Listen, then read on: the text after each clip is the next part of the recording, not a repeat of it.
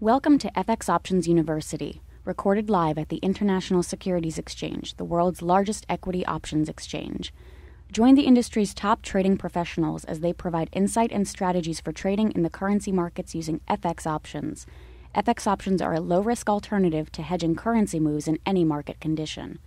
On the other side of it, as it starts to move in our favor, you'll notice that as we start to drop, in this case we're dropping 1 point at a time here, you'll notice that the put option premium begins to adjust. So on expiration, if we drop from 89.50 to 88.50, then we've in fact seen an appreciation of 100 or $1 on this premium. So we're still at a loss, but at the same time, you can see that we still keep that 150 that we sold because we actually sold the 86s.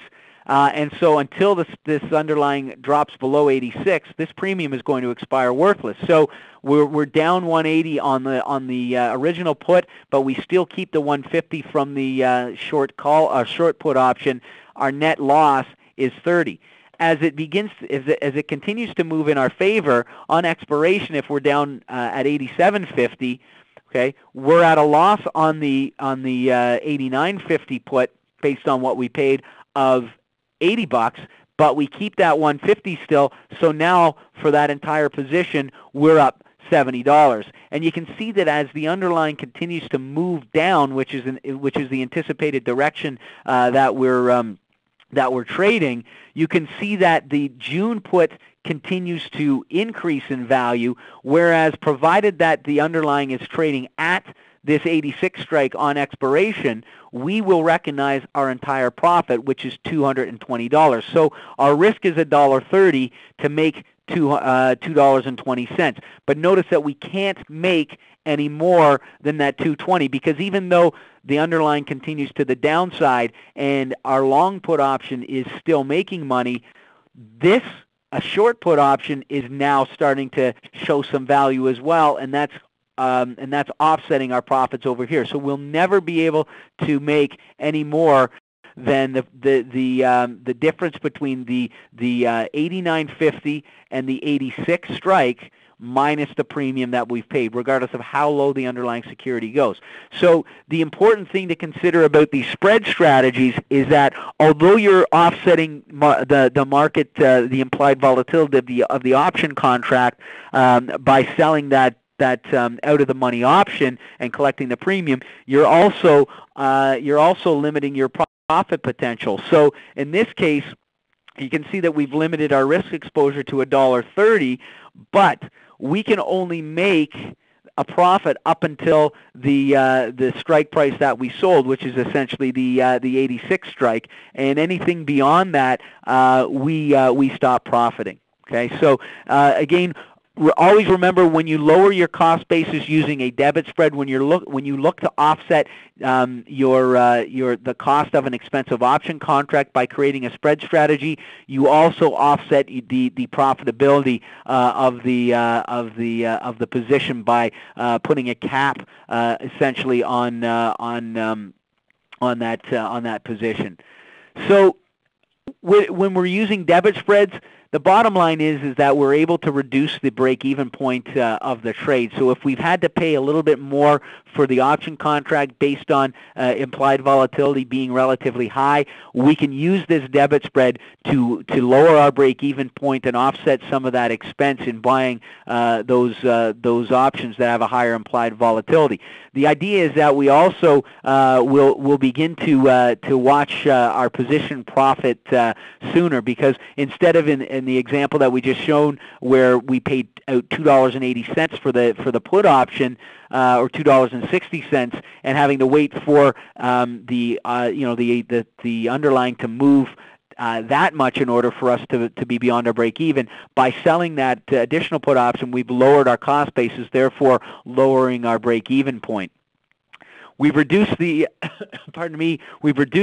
potential loss if we're wrong. So rather than paying an expensive rather than paying out that expensive premium and risking that entire amount of capital what we're doing is we're reducing the amount of capital that we're putting out just in case we're wrong, and our the caveat to that is that we're capping our upside profit. So, guys, recognize, I guess in summary here, just to kind of wrap things up, that the changes in volatility will have a direct effect on the risk versus reward of any trade that you're looking to implement. And it is important as an options trader to pay attention to what's happening with respect to implied volatility, because if you're overpaying for an option contract, essentially what that means is that there is an anticipated move factored in to that premium, and if that move doesn't take place, then basically we can see that that implied volatility contract, and you can lose money on your premium based on that. So we want to pay attention to what's happening with that implied volatility, and we want to make sure that we're using strategies that complement the current implied volatility that we're looking at on any underlying. We have to make sure that being aware of that will help us be a little bit more proficient at making sure that we're trading the appropriate strategy. I mean, one of the reasons, just looking at it from just a simple options buying perspective, we talk about being cautious when purchasing options around key economic announcements, simply because if you buy your options too close to those announcements, you might be overpaying for them, and ultimately, if the move doesn't take place, you're going to be at a loss because of that contraction. So again, paying attention is going to allow you to take the proper steps to make sure that you're using an appropriate strategy. What we talked about here tonight is, as an option buyer, when it might be appropriate and how it might be appropriate to use certain low volatility situations, and then also how it might be how you might be able to take advantage of circumstances where the security has a high implied volatility. But again, recognize that there are many other strategies, such as credit spreads. So looking at, under periods of high volatility, being that option seller and sort of offsetting the risk as an option seller by creating certain types of debit spreads and such to take advantage of that implied volatility. When the market is not moving and when implied volatility is low, generally speaking, being an option writer is not that attractive. So guys, certainly open to take any questions at this point. Steve, I've pretty much wrapped things up. Not sure if you have any comments or anything that you want to if you want to just sort of bring forth to the folks that are online now. But I think that's it for me. Thank you for participating in this week's session. Please join us again next week. Get trading ideas, exchange rates, webinars, news, and commentary. Visit www.fxoptions.com. ISE FX options can be easily traded through all options-enabled brokerage accounts.